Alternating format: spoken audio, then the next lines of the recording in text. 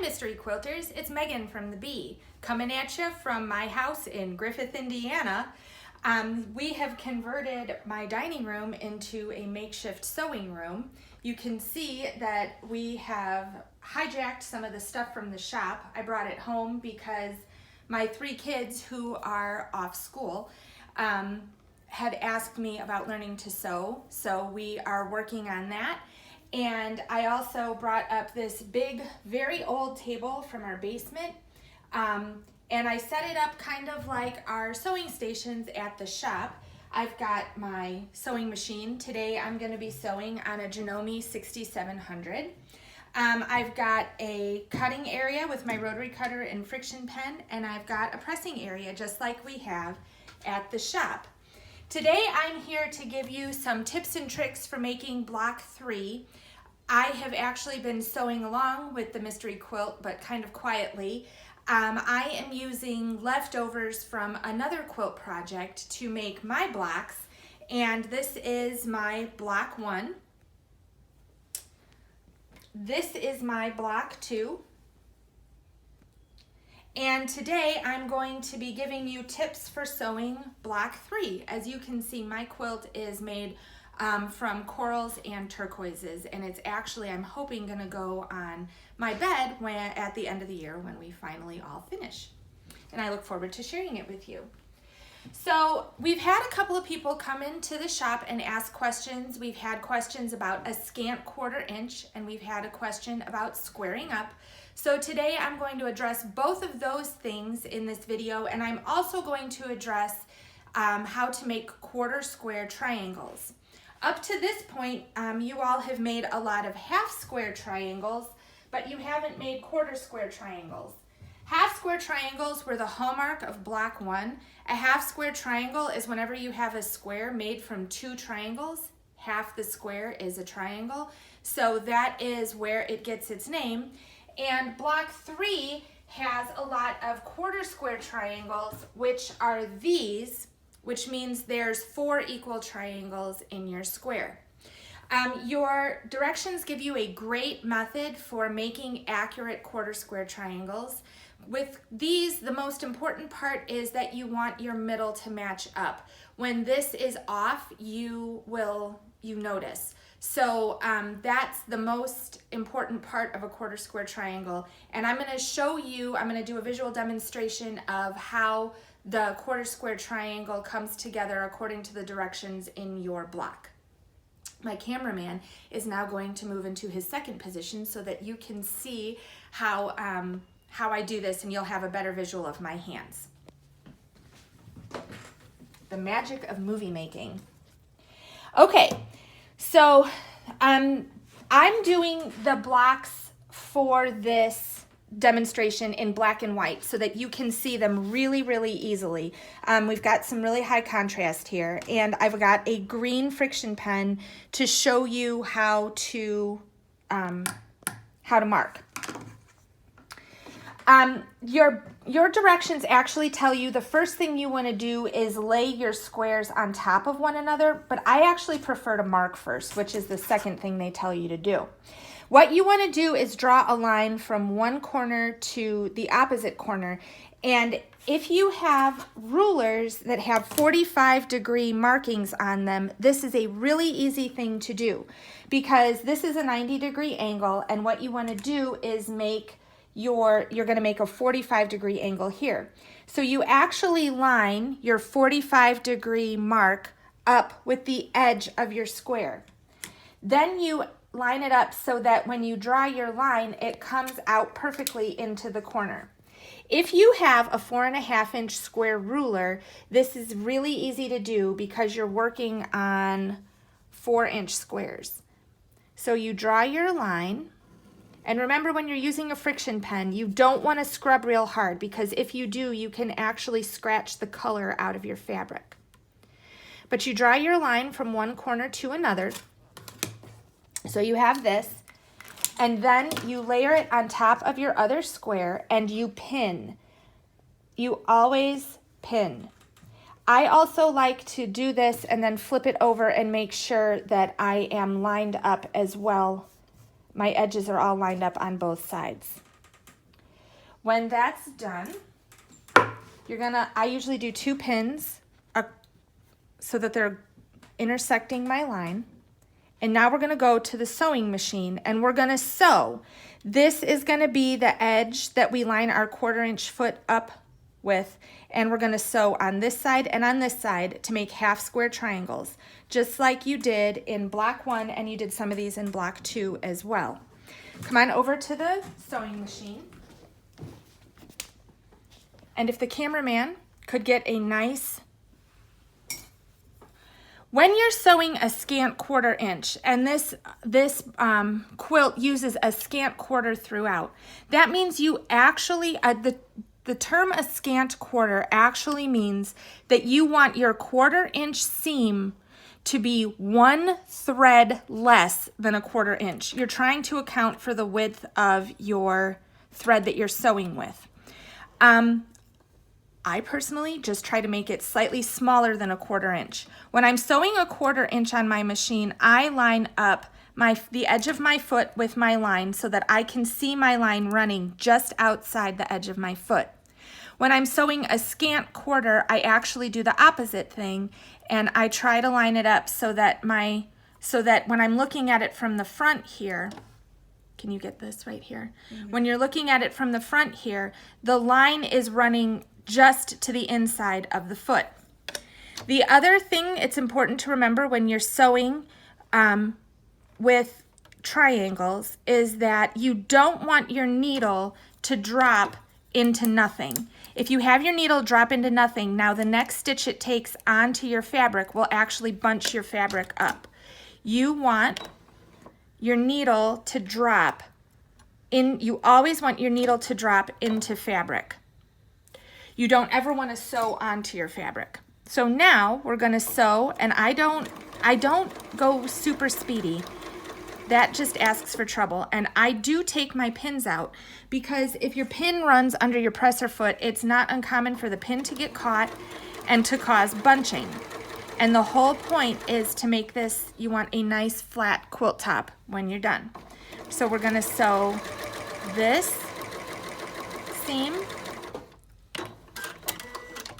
and then we're going to turn it around and we're going to do the exact same thing on the other side, making sure our needle drops into fabric, making sure the 1/4 that our green line here doesn't come on the outside of the presser foot. Now, if you started sewing your first 2 blocks and you did it with a normal 1/4 inch, that's not a problem. Just don't switch. You want to be consistent through your whole quilt. But for those of you that had asked about a scant 1/4, that's what it means. Now we bring this over to our cutting mat and we're gonna cut on the line. But I always check. I lay my ruler up with my, actually we're gonna do this on the black side because it'll be easier to see. Well, now you can't see the green line, so that's not gonna work. The goal here is for that, here's my, if you can zoom way in, Jake. I'm all the way zoomed in. Okay. My seam line is just to the side of just to the inside of my 1/4 inch line on my ruler. And I always check that when I'm sewing half or 1/4 square triangles. It's really important that you stay consistent. So I cut my triangles in half, and now I have half square triangles. I take them to my cutting mat or my pressing mat, and your directions very clearly say to press to the darker side at this point. You want, at this point, your seams, you need to press to the side. Your directions, this pattern is very, very good about telling you if you should press your seams open or press them to one side or the other. And I encourage you to follow that very carefully and to always check. Here they're having you press to the dark side because of the way your square is going to lock together in just a second. Now we go back to the mat and we square up. And everybody, this is really important. There is an error in your pattern. It tells you at this point to square up to 3 inches. If you do that, everything will be too small. You need to square up to 3.5 inches at this point. You're going to square up again in a second, but this time you need to square up to 3.5. Okay. To square up, and the point of squaring up is to make sure all of your angles here are 90 degrees. So when you're squaring up, if you have one of these 4.5-inch rulers, they're really, really handy at this point. You're going to use your 45-degree line again. And if you need one of these rulers, we just got them in at the shop right before we had to shut down. So you're going to lay this 45-degree line on that line between the black and white part. And you're going to line it up so that your 3.5-inch line is here and here. The first cut you make, though, you're actually better off if you're hanging over the 3.5-inch mark here and here. And I'll show you why in just a second. So we're going to trim off the excess. And then we're going to turn it around and we're going to do the same thing over again. And now we're going to line up our 45-degree mark, and we're going to line up at the 3.5-inch line here and here. And you will have a perfect 3.5-inch half square triangle. One of you told us that you felt like this was a waste of fabric. I understand that feeling. Believe me, I understand that feeling. But the fabric that the quilt that this fabric is left over from, and now I'm squaring up just past 3.5. And then exactly at 3.5 when I turn it. The fabric that this quilt is left over from had a ton of angles in it. It had flying geese, it had half square triangles, it didn't have quarter square, flying geese and half square triangles, and you didn't square up, and I had a terrible, terrible, terrible time with that quilt. And I wish that that pattern had been written this way. Okay. So we've got our 2 half square triangles. Because we pressed to the same side, now we're going to do this. We're going to turn it so that the black triangle goes on top of the white triangle and the white triangle goes on top of the black. I don't remember what color yours are going to be, but you don't want the black touching the black. Because of the way we pressed our seams, these seams will now lock together. You can actually feel it. If you mush around the seams here, you can actually feel when they are nested properly. And the reason you want to do that is because it's going to make actually, I should have drawn my line first. So we're going to do that. We're going to go back here, and because we're about to do the same thing we just did over again. We're going to repeat our process. And this is the point where black fabric is a pain because it's very hard to see a line at all on black fabric. Okay, so now we're going to lay our squares on top of each other, and we're going to kind of shimmy them into place.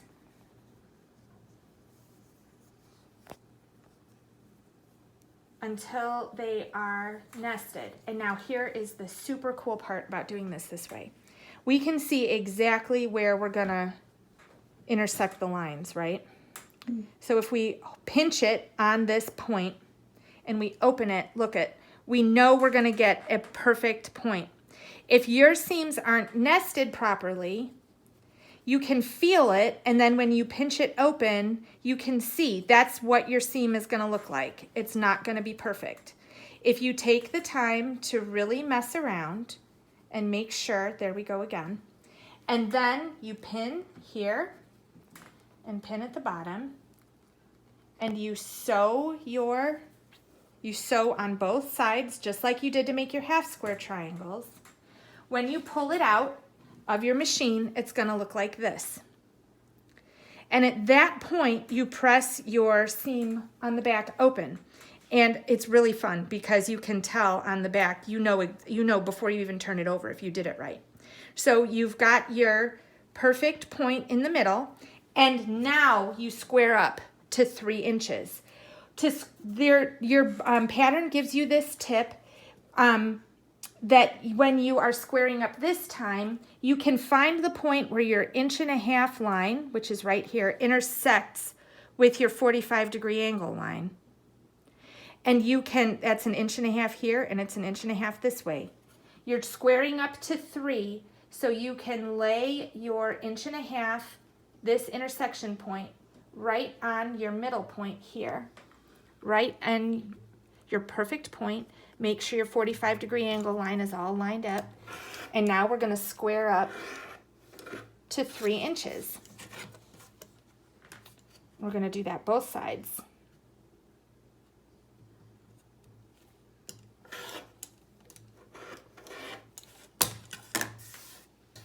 And there you have it. At that point, you're just going to add these in. I will tell you to be careful.